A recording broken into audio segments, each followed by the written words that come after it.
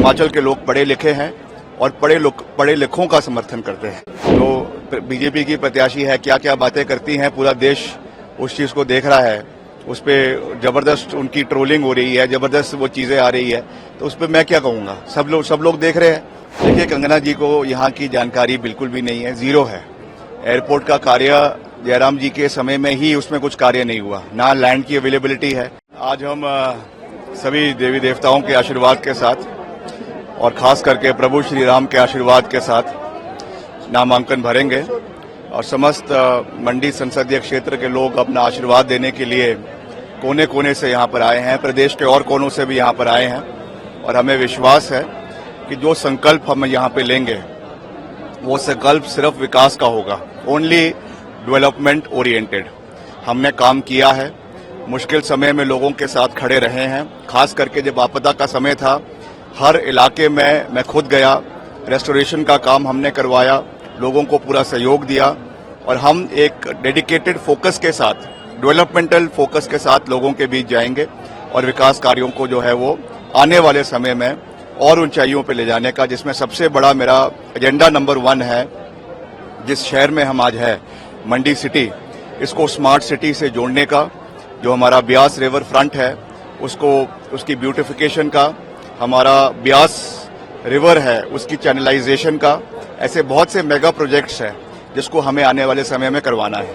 बाकी जो भी यहाँ से और प्रत्याशी है, कोई ग्लैमर है, कोई बॉलीवुड है, 100 चीजें हो रही है, मगर उससे कोई फर्क नहीं पड़ता है। हिमाचल के लोग पढ़े लिखे हैं और पढ़े लिखों का समर्थन करते हैं। सर, जैसे शायद ने आज इस्तीफा दे दिया उनको कुछ वर्ड्स को लेके, उस पर आपका क्या रिएक्शन है? नहीं, that is his own thing. मैं उस पर नहीं कुछ कहना चाहता हूँ। वरिष्ठ नेता है, अगर उन्होंने पार्टी से इस्तीफा दिया है, किन कारणों पे दिया है वो जाने, मैं उसके बारे में कुछ टिप्पणी नहीं। कंगना जी का कहना है कि जो बीजेपी ने प्रोजेक्ट शुरू किए थे, कांग्रेस ने आके वो बंद कर दिए, जैसे शिव मंदिर का, जहाँ एयरपोर्ट का था, सभी आपका कहना है। देखिए, कंगना जी को यहाँ की जानकारी बिल्कुल भी नहीं है, जीरो है।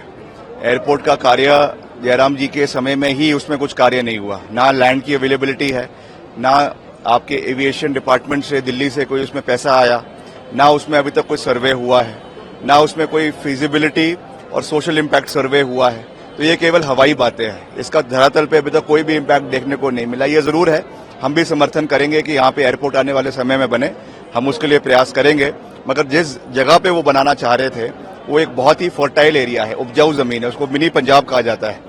अगर वहां से हम इतने फर्टाइल एरिया पे एयरपोर्ट बना देंगे तो वहां के जो बागवान हैं, खास करके किसान हैं, उनकी जो समस्या है उसको सुनना भी हमको बहुत आवश्यक है, क्योंकि इतनी फर्टाइल लैंड इस इलाके में मिलना बहुत मुश्किल हो जाता है। तो पूरे हिमाचल में आपकी सीट पे सबकी आस है आप पे, तो टोटल हिमाचल में कितनी सीटें लेके जाएंगी? नहीं, हम सारी की सारी सीटें जीतेंगे, इसमें कोई दो राय नहीं है। मगर यहाँ से तो मैं खुद लड़ रहा हूँ और पूरी मजबूती से लड़ रहा हूँ। और जैसा मैंने कहा कि हमारा डेवलपमेंट ट्रैजेक्टरी है, डेवलपमेंट ओरिएंटेड है। जो बीजेपी की प्रत्याशी है, क्या क्या बातें करती हैं, पूरा देश उस चीज को देख रहा है।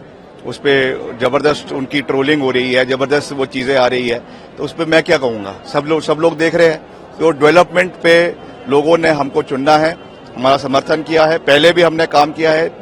3500 करोड़ के विकास कार्य मैंने 15 महीने के कार्यकाल में हिमाचल के अंदर किए हैं। दिल्ली से मैं पैसा लेकर आया हूँ। गडकरी जी ने स्पेशल मुझे 150 करोड़ रुपए हिमाचल के लिए दिए। तो हम केवल डेवलपमेंट ट्रैजेक्टरी को आगे लेकर जाएंगे। तो पीएम साहब का कहना है जो कांग्रेस है, जात पात को लेकर, जिस टाइम पे प्रधान जी वर्ड्स कहे थे, जात पात को लेकर, रंग को लेकर ये जो राजनीति करी, जो देश बर्दाश्त की गई। नहीं, आदरणीय प्रधानमंत्री जी को ये सब चीजें जो है वो केवल चुनावों के समय में ही याद क्यों आती है। चाहे वो मुस्लिम समुदाय को टारगेट करने की बात है, मंगल सूत्र है, और कभी कहते हैं घुसपैठिए देश के अंदर आ गए हैं। तो ये एक ऐसे व्यक्ति जो देश के सर्वश्रेष्ठ पद के ऊपर बैठे हुए हैं, उनको इस तरीके की भाषा शैली का प्रयोग मैं समझता हूं कि उचित नहीं है, क्योंकि वो हम सबके प्रधानमंत्री है, हम सबके लिए माननीय और सम्मान्य है। इसलिए इस तरीके से टारगेट करना किसी भी समुदाय को इलेक्शन के समय में ये सही चीज नहीं है।